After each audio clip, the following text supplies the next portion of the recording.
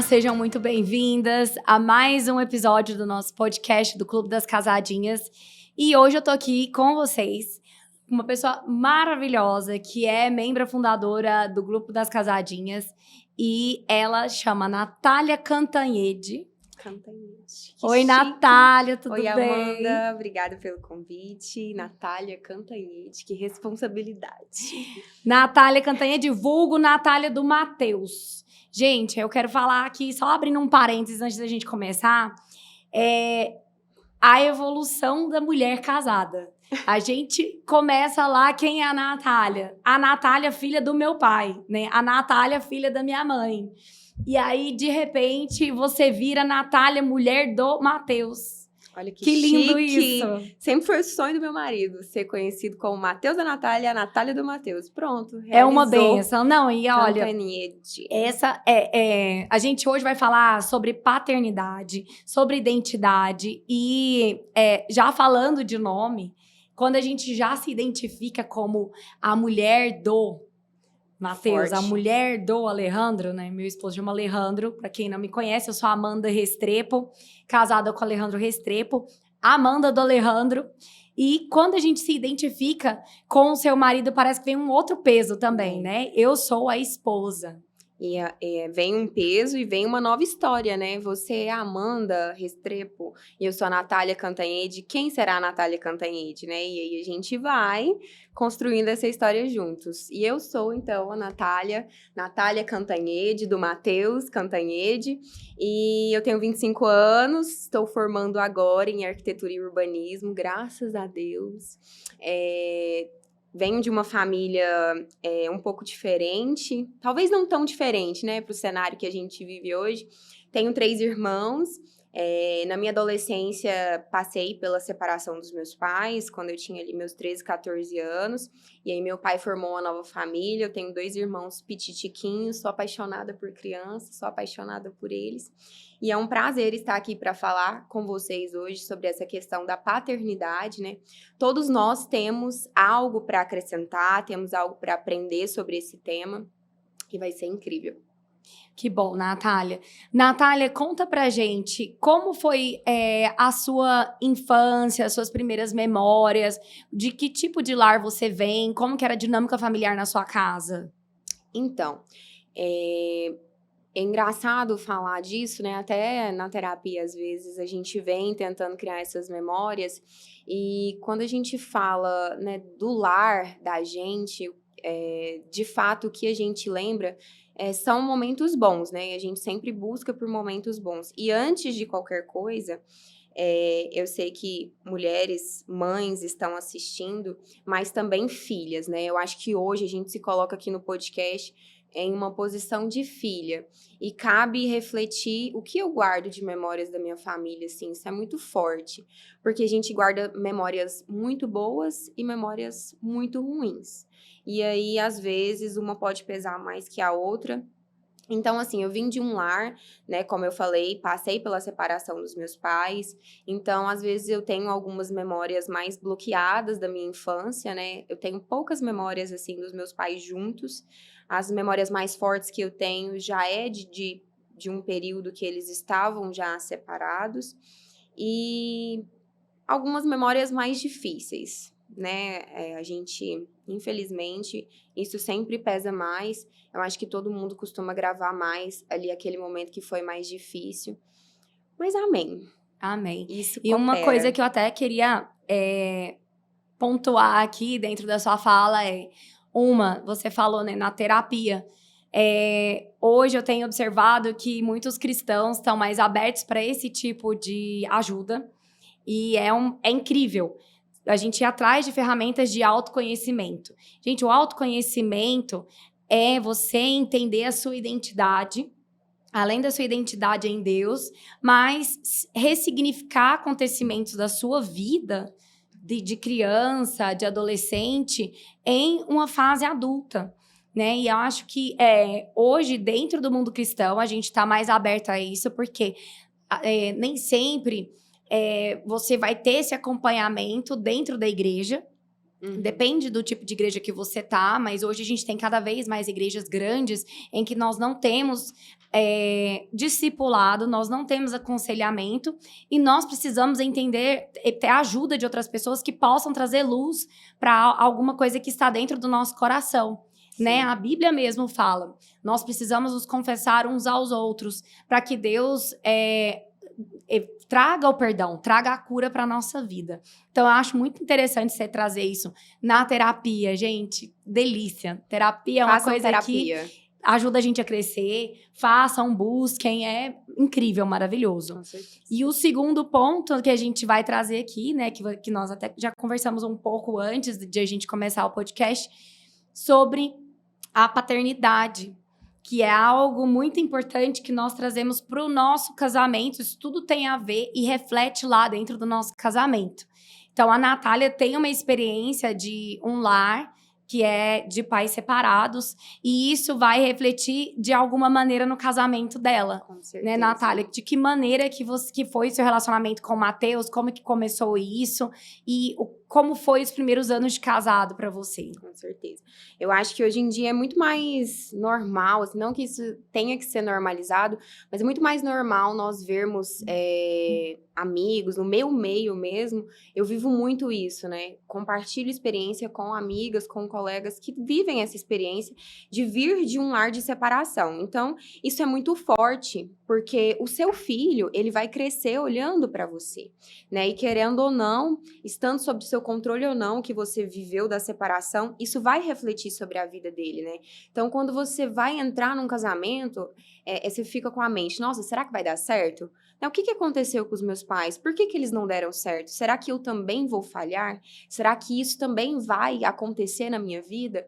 E aí que eu acho que muita gente vai perdendo o vislumbre pelo casamento, né? O casamento perde o valor. Óbvio, ninguém é obrigado a viver dentro de uma casa agressiva, né? Uma casa que tem esse tipo de situação muito complicada para viver debaixo da palavra de Deus. Isso não existe, tá? A vontade de Deus não é que você viva em um lar opressivo, né? Debaixo de agressões. Muito pelo contrário.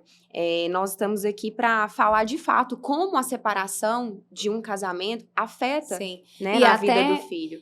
Puxando um pouquinho coisa... meus pais não são separados, mas eu observo muito que em lares em que os pais são separados e você entra num casamento, que, né, tendo os pais separados, você já tem uma expectativa maior de medo de fracassar. Porque os seus pais fracassaram, você não quer fracassar.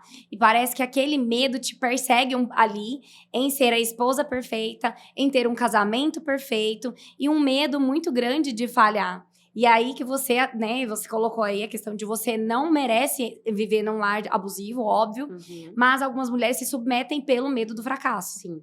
E assim, de duas uma, né? Ou a pessoa, ela vai ficar ali naquele casamento com o peso da responsabilidade, nossa, eu tenho que fazer dar certo, e se colocar todo o fardo, né, por ter na sua família um casal, a mãe, ou o pai, ou um tio, alguém que reflete essa separação, e aí você carrega aquele peso, ou você é a pessoa que chuta o balde. Fala, não, primeira coisa ruim que acontece, fala, não, por isso que meu pai e minha mãe separou. Tem que ficar junto mesmo, não, olha, tanto que é difícil um casamento. Pá, vai embora. Sabe, tem esses dois extremos. E eu tinha muito medo de ser a pessoa que chutava o balde e ia embora. Eu tinha medo de ser essa pessoa. Porque eu vi isso acontecer dentro da minha casa, né? Óbvio, cada um tem o seu motivo, né? Com certeza os meus pais têm os motivos que fizeram eles chegarem a esse ponto, mas eu tinha medo disso refletir no meu casamento. E o Matheus, o meu esposo, ele não vem de um lar de separação, né? Todo casamento tem as suas dificuldades, ele também acompanhou um pouco das dificuldades que os pais tiveram, mas os pais deles permanecem junto, né? Então, a referência que o Matheus tem é diferente da minha referência. Então, eu sempre vivi assim, tentando conciliar essas duas extremidades e encontrar um eixo, né? Não, peraí, eu não vou chutar o balde e nem vou carregar o fardo de ser perfeita. Eu vou encontrar um meio termo aqui para caminhar junto com o meu esposo. E essa questão, né, que a gente vai abordar da paternidade, isso é muito forte. Isso fala muito nos nossos corações. E quem já sofreu alguma coisa com o pai, né, quem tem essa mágoa, essa ferida no coração nessa área da paternidade é um pouco dolorido. E muitas vezes a gente evita de falar porque a gente sabe que dói e muitas vezes a gente não está preparado para resolver sobre isso, né? Mas quando a gente traz aqui para a mesa a questão da paternidade, eu vivi a experiência de pais que se separaram e eu sofri com a ausência do meu pai, né? O meu pai, ele tentou ao máximo ser presente na minha vida, né? O meu pai não desapareceu, meu pai não formou uma família e esqueceu da gente, né? Porque eu creio que ele teve as dificuldades dele, né? Foi difícil para ele também ficar longe de nós, foi difícil para ele se adaptar nessa nova fase da vida dele, né? Encontrando um novo caminho, mas por trás dessa cortina existiam crianças, né? Filhos que estavam tentando também encontrar o seu caminho. Então, eu entendo que foi difícil para ele, mas também foi muito difícil para a gente, né? Hoje em dia acontece muito dos pais não pararem para observar seus filhos, né? Ontem eu vivi uma situação dessa que eu enxerguei, né? O pai estava muito cansado, o pai estava muito exausto e os filhos também estavam. Ah, mas é porque eu trabalhei o dia inteiro, mas é porque eu trabalho para sustentar esse lar. Mas espera aí, olha o seu filho, sabe? Ele também precisa do seu olhar. E aí, voltando aqui para o caso que eu vivi de pais separados, né? Tem pessoas que viveram abandono, né? Nunca conheceram seus pais abandonaram o lar, desapareceram, ou órfãos, né? Que nunca tiveram contato com seus pais.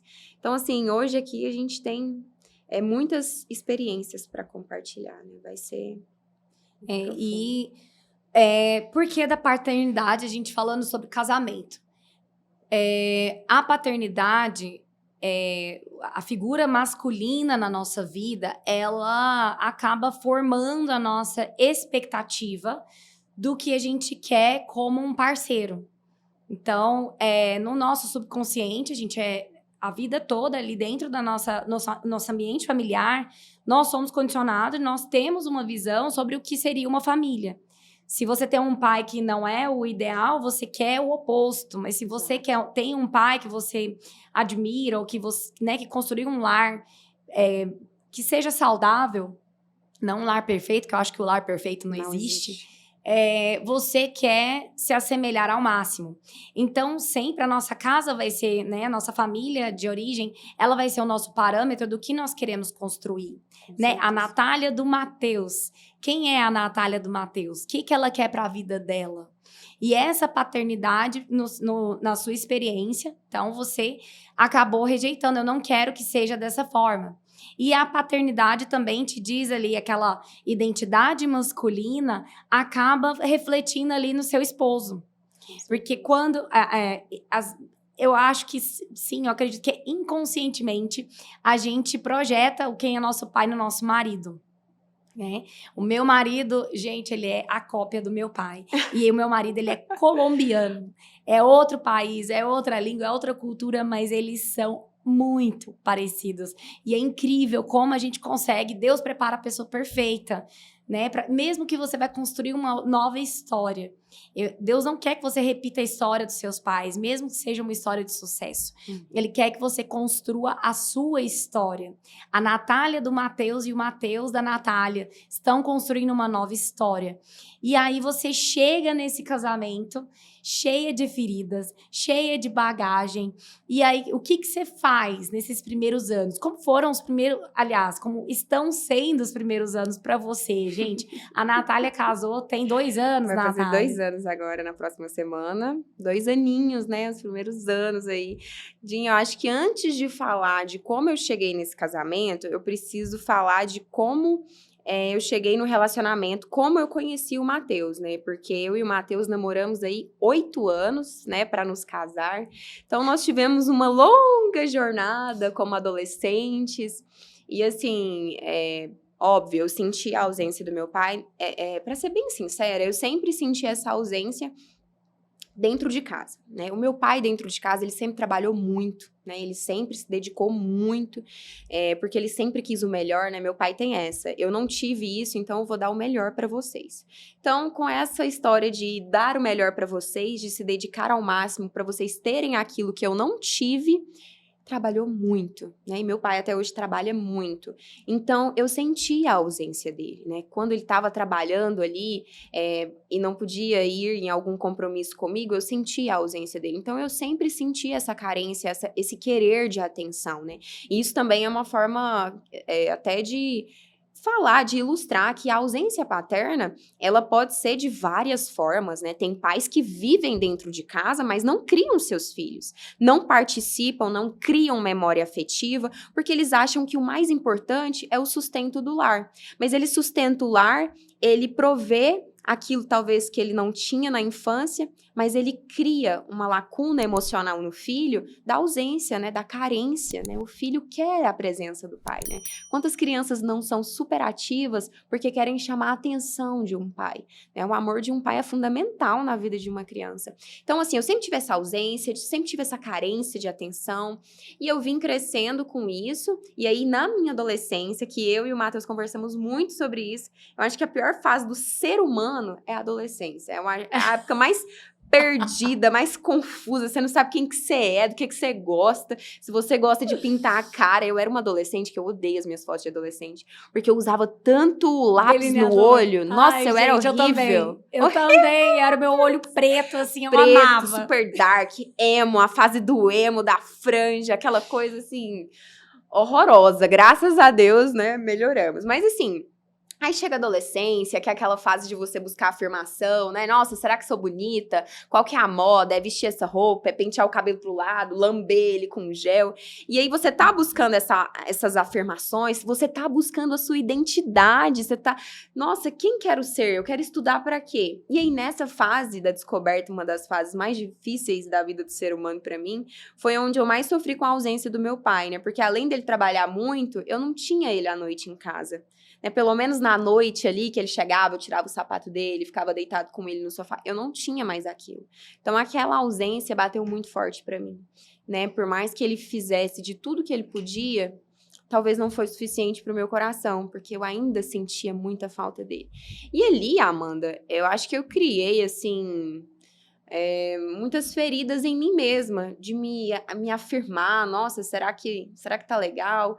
E aí eu encontrei o Matheus, coitado do Matheus. Eu falo coitado do Matheus, que ele me encontrou na pior fase da minha vida. Por isso que eu falo que o meu marido é uma bênção. Ele vai ficar se achando depois que ele escutar isso aqui, mas ele é uma bênção na minha vida. O Matheus, ele foi, assim, uma chave do céu pra mim. É uma bênção mesmo. Não são todos os relacionamentos que dão certo, né? Por ter me encontrado nessa fase extremamente difícil, feia, né, meio destruidinha, né, meio ruim, assim. E aí eu encontrei o Matheus com uma bagagem muito pesada, porque eu sentia a falta do meu pai, então eu queria depositar sobre o Matheus uma falta, uma expectativa que um cara lá atrás não tava me suprindo, né? Então eu falei, opa, peraí, encontrei um cara legal, vai ser você. Você vai ser minha vítima. E aí eu comecei, né? Inconscientemente, comecei a projetar no Matheus o meu ideal de pai. Então, nosso relacionamento, né, adolescente, pensa, imaturo, adolescente, imaturo, com esse tanto de bagagem, com esse tanto de coisa na cabeça. E aí, quando a gente foi se alinhar para casar, porque na nossa igreja, o nosso pastor, ele faz o casamento depois que você faz um curso de noivos. Que esse curso foi uma bênção, porque ele alinhou muita coisa na nossa vida, viu? Porque namorar 8 anos... Você lava a roupa suja primeiro, tudo. Antes de casar. É maravilhoso tipo isso. Você já chega no seu casamento com uma mala limpinha e passada, tá? Porque se você deixar pra entrar no casamento com a mala suja... Dá mais trabalho. Você vai cansar mais. Já deixou uma pilha de roupa amontoar pra você passar? É tipo aquilo. É difícil, é árduo, mas você consegue. Mas, enfim. E aí, quando a gente foi fazer esse curso pra gente alinhar algumas coisas, falou, opa, peraí, estamos juntos há 8 anos e tem coisa pra caramba que a gente precisa alinhar. E aí, uma das coisas que eu percebi, né, eu falo que realmente foi o Espírito Santo que me deu essa revelação, né, essa maturidade. Peraí, tô te colocando em um lugar que não é seu. né? Primeiro em um lugar de um pai, que eu gero todas as minhas expectativas em você, porque eu era carente, então você tem que me dar carinho, né? Eu quero atenção, então você tem que me dar atenção. E aí comecei a depositar isso nele. E isso a gente faz de uma forma inconsciente. Né? E muitas vezes os nossos maridos não têm essa responsabilidade, né? Ele tem o papel dele de marido, né? Ele precisa encher o seu tanque de amor, mas tem feridas em você que você precisa resolver com você mesma.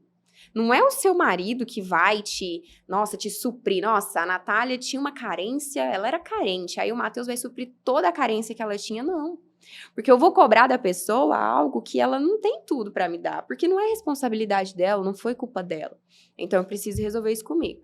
Então aí eu entrei no meu casamento com essa bagagem, com esse pensamento. Óbvio, é muito difícil mudar, porque eu casei com 23. Então, foram 23 anos da minha vida acumulando uma bagagem, e aí, durante a preparação para o casamento, eu falei, opa, tá errado.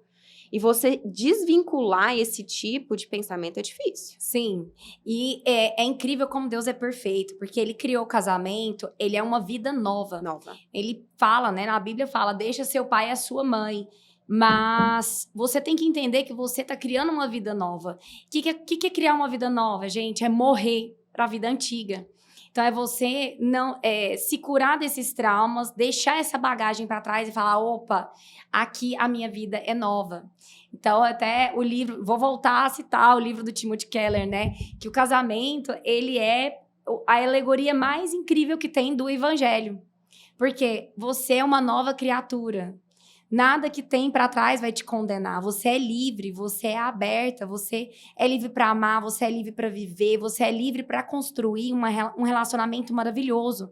Tudo depende de você, das suas escolhas, do que você quer fazer intencionalmente cada dia. Né? Então, a gente fala muito isso para as nossas casadinhas.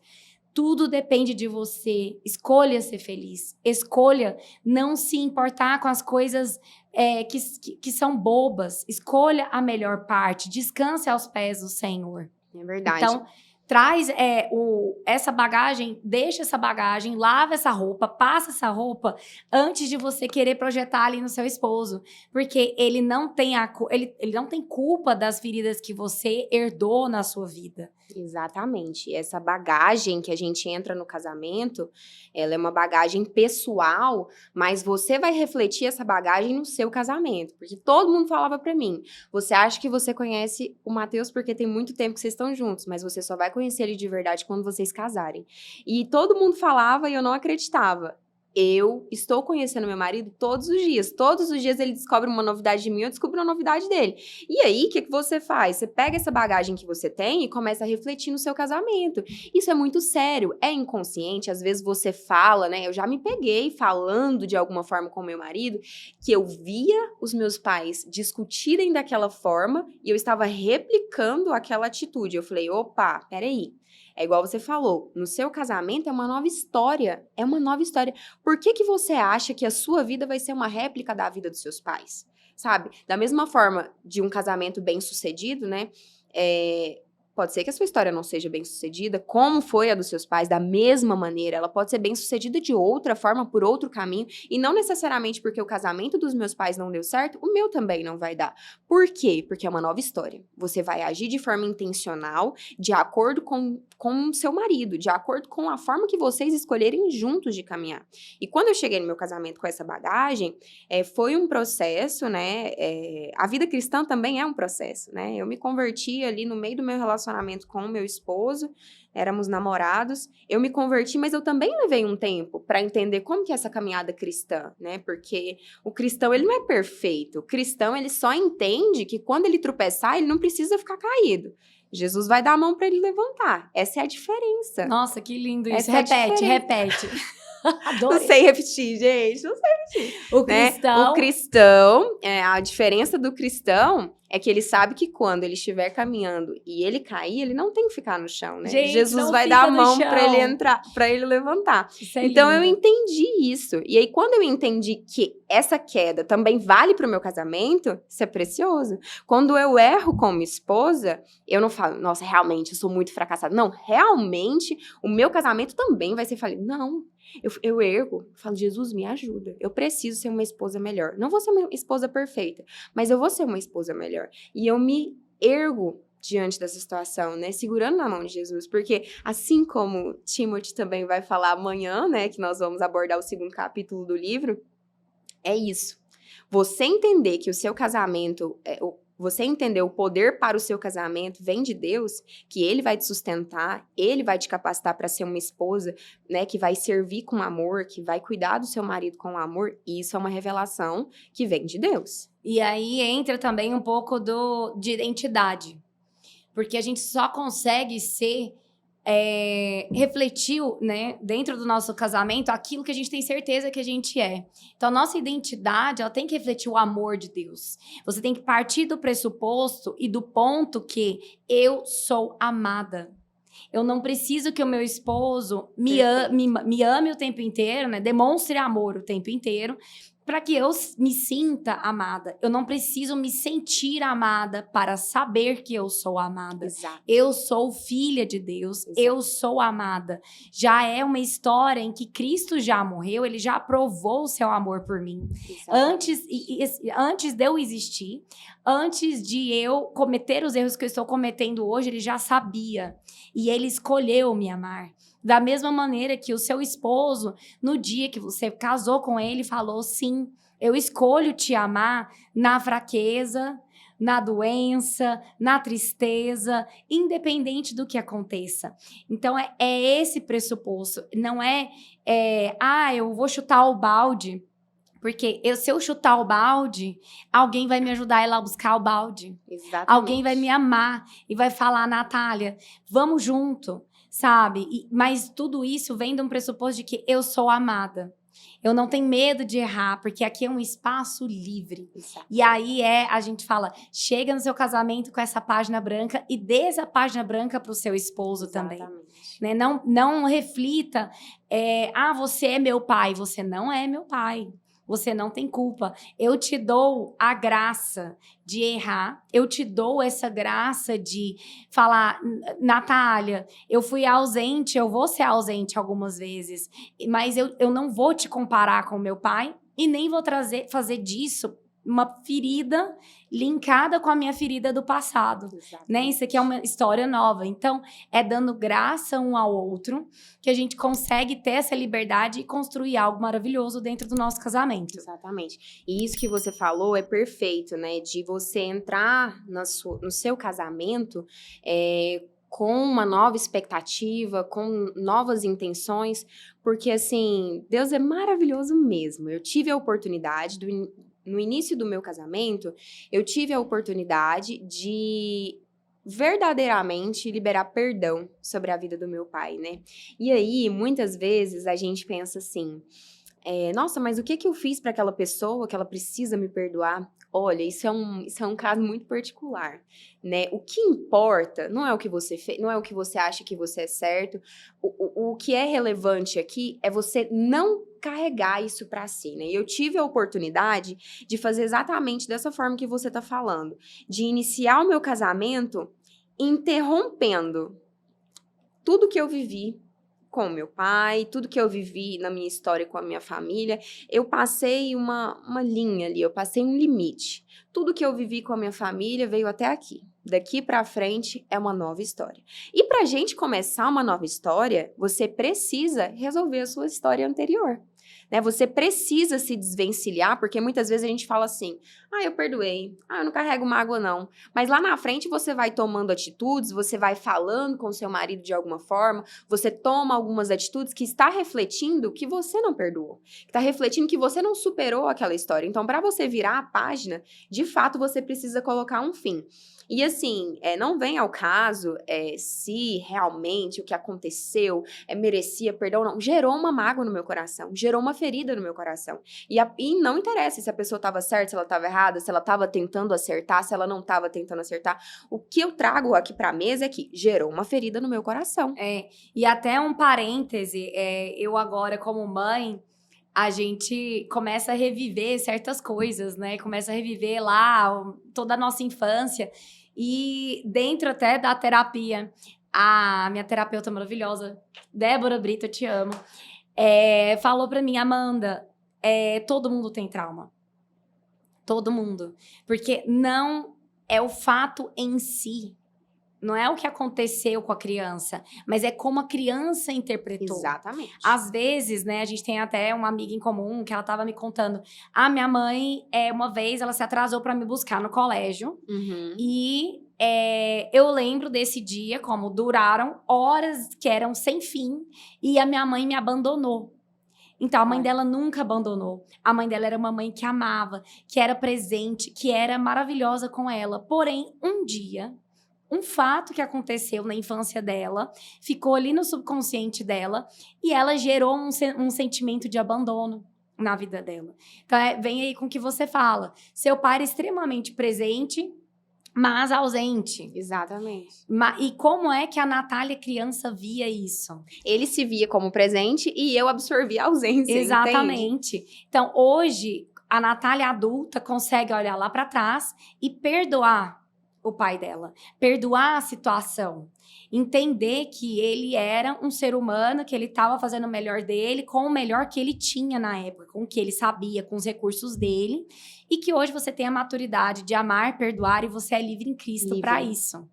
Então, assim, é outro peso que a gente tira também, né, dos nossos pais e tira um pouco, no meu caso, na maternidade, de que eu não sou perfeita, porque meu filho vai ter trauma.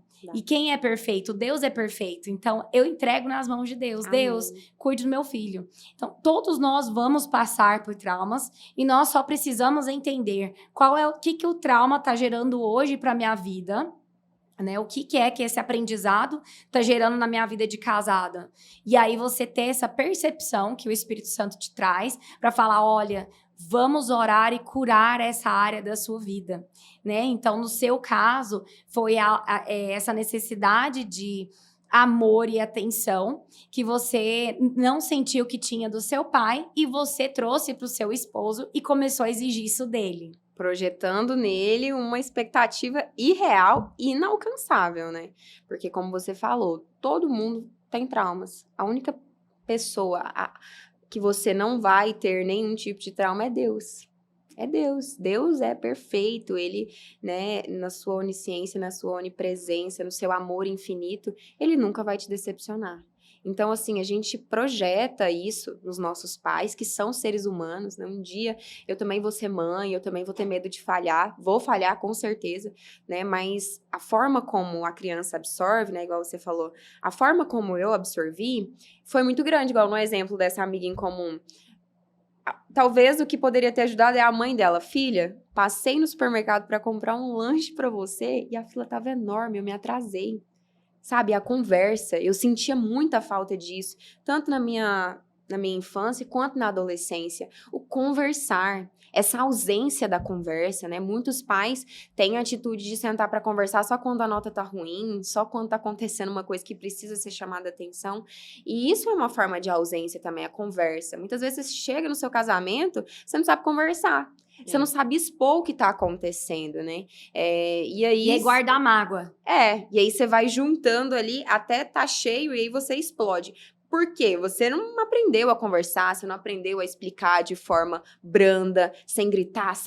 Não, peraí. Você vai sentar na mesa da sua casa pra conversar com seu esposo só quando o trem estiver feio? Não vai, né? Você tem que conversar, falar, olha, aconteceu tal coisa, não gostei, será que a gente pode melhorar? Com essa calma, viu?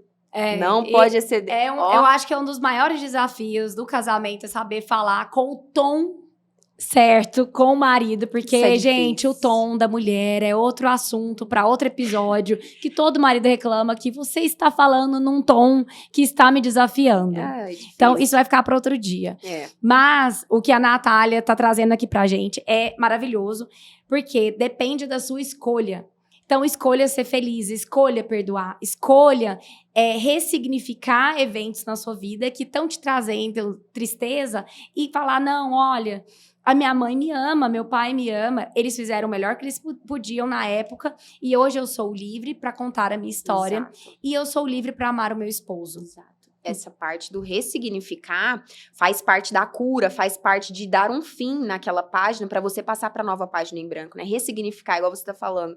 Ai, aconteceu isso, mas de fato, o que aconteceu, né? Aconteceu que, sei lá, a mãe se atrasou por outro motivo. Então você ressignifica, se liberta daquilo, sabe? Você tem uma nova vida para viver. Você não precisa carregar essas feridas. Nós não precisamos carregar com essa bagagem tão pesada. A gente pode se livrar de um monte de coisa. Sabe quando a gente vai dar um limpa no guarda-roupa? Nossa, tem roupa aqui, meu Deus, eu lembro disso, Que não eu vivi cabe isso, mas mais. não te Que serve não dá mais. mais, não tá mais na moda. E outra Desapega. coisa, eu não vivi nenhum trauma na minha vida que eu tenho certeza que tem pessoas que têm testemunhos incríveis de acontecimentos muito tristes, que foram curadas e foram libertadas. Mas não se esconda atrás do seu trauma. Não se esconda atrás de um trauma de um pai que batia, de um pai que agredia verbalmente, ou que abusava, ou de uma mãe, ou de uma situação na sua vida que não foi ideal. Não se esconda atrás de um trauma. Escolha livrar-se desse trauma, livrar-se dessa história e permita-se começar uma história nova. Porque Deus tem uma história nova para você. Seja num casamento, que nós estamos aqui, mulheres casadas, nós estamos falando de casamento, porém nós entendemos que nem todos os casamentos, depende de duas pessoas. Então, nem todos os casamentos são obrigatoriamente de sucesso. Pode ter um casamento que ele não dê certo, né? E glória a Deus por isso também, porque é um aprendizado na sua vida e tudo coopera para o bem daqueles que temem a Deus. Mas não se esconda atrás dos seus traumas, permita-se perdoar, permita-se amar e escrever a história que você quiser escrever da sua vida. E esse permitir se perdoar, esse permitir se conhecer, vem de encontro com a sua identidade. Quem é a Amanda? O primeiro fato da Amanda, qual é o primeiro fato da Natália? Qual é o primeiro fato da sua vida? Que você é filha amada. Qual é a sua identidade? A sua identidade tem que estar firmada em Cristo. Em Cristo, você é filha amada, essa é a sua identidade. Então, a sua felicidade vem do seu Deus, né? Eu costumo falar que o Mateus foi a chave para minha vida. Realmente, o Mateus foi a chave, né? Que Deus me deu, que Deus me presenteou para me mostrar que a virada estava ali. A minha expectativa, né? O que eu vivi com meu pai não foi 100% legal, e aí eu vim pro Mateus querendo gerar essa imagem de esposo nele, só que daí eu falo que o Mateus foi essa virada de chave, porque foi através dele que eu conhecia Jesus, e porque o Mateus me apresentou um caminho o qual eu devo seguir, um caminho onde a minha identidade é essa, de filha amada, um caminho que eu tenho caminhado, né, segurando nas mãos de Jesus, porque é um caminho que a gente continua caindo, um caminho em direção a Cristo. Né? Viver na presença de Deus. A sua identidade é essa. A sua identidade não está ligada à sua infância, não está ligada aos seus traumas com o seu pai, com a sua família, não está ligada ao seu esposo, não está ligada ao seu esposo, está ligada em você, mulher amada de Deus, capacitada, sábia, alegre, que tem uma autoestima firmada no Senhor, porque quando a gente tem essa identidade em Cristo, a gente pode até viver dias abalados, porque toda mulher tem seus dias abalados, mas a gente sempre vai ter a certeza de quem nós somos. Estamos caminhando aqui para o fim, e eu não vou terminar sem ler aqui para vocês um pedacinho do livro que a gente está estudando no nosso clube, que é do Timothy Keller, O Significado do Casamento. E ele fala assim: o parceiro romântico torna-se o ideal divino no qual buscamos satisfação para a vida. Todas as necessidades espirituais e morais passam a concentrar-se, então, num único indivíduo. Em resumo, esse objeto de amor é Deus. Quando a cosmovisão da grande comunidade religiosa conduzida e cuidada por Deus morreu, o ser humano passou a buscar alguma coisa transcendente. Afinal, o que almejamos quando levamos o parceiro romântico à posição de Deus? Almejamos nada menos do que a redenção. O que isso significa, né, gente? Significa o quê? A Natália trouxe aí o testemunho de vida dela, que ela buscava algo no pai, que era atenção, amor, reconhecimento e plenitude, que era o quê? que a gente encontra em Deus. Exatamente. Porque o nosso pai na terreno, o pai da terra, ele não vai jamais cumprir isso na nossa vida. Por mais incrível que seja seu pai. E quando ela não encontrou isso no pai, ela trouxe isso pra dentro do casamento dela. E é o quê? Meu marido, ele é o amor da minha vida, nele eu me sinto plena, amada, meu casamento é perfeito, ele é um homem maravilhoso, mas ele nunca vai satisfazer os desejos do coração dela, nunca vai chegar aos pés do que somente Deus pode fazer na sua vida.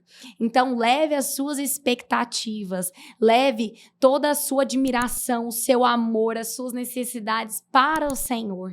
E só ali, depois de você estar cheia, depois de você estar completa, depois de você sentir a plenitude da identidade de filha de Deus, amada, realizada, com o poder do Espírito Santo na sua vida, aí sim a gente é capaz de amar, capaz de construir, capaz de nos dar a outras pessoas, capaz de construir esse casamento em que você vê que realmente é o significado do evangelho. Porque você já é uma unidade, você é plena em Deus. Deus é essa pessoa. Deus é amor. Deus é o que vai te encher. Não é pai, não é marido, né? É Deus na sua vida. Deus. Então, nós queremos te convidar para ser plena em Deus, né? Buscar pela presença dele para que você seja uma esposa melhor, uma mãe melhor e uma mulher melhor, né? Que você se encontre, que você se veja realizada, que você se sinta plena na presença de Deus, porque ele é o único que pode trazer essa plenitude para o seu coração, porque você é uma filha amada. Amém, amém. Meninas, olha, muito obrigada por estar aqui com a gente. Natália, obrigada pelo seu Amanda. tempo, por contar essa história. Obrigada. Que eu acho que muita gente consegue se relacionar, entender e se identificar com você. E é um prazer ter você no nosso meio. Obrigada. Amanhã, hoje é sexta-feira, mas amanhã elas vão ter um outro encontro. No próximo podcast a gente conta pra vocês como é que foi um pouquinho desse encontro. E interajam conosco nas nossas redes sociais, se vocês quiserem saber mais da gente. Nosso canal tá aberto de comunicação, tanto no Instagram quanto no YouTube. E fiquem com Deus, até o próximo. É isso. Espero que tenham gostado, gente.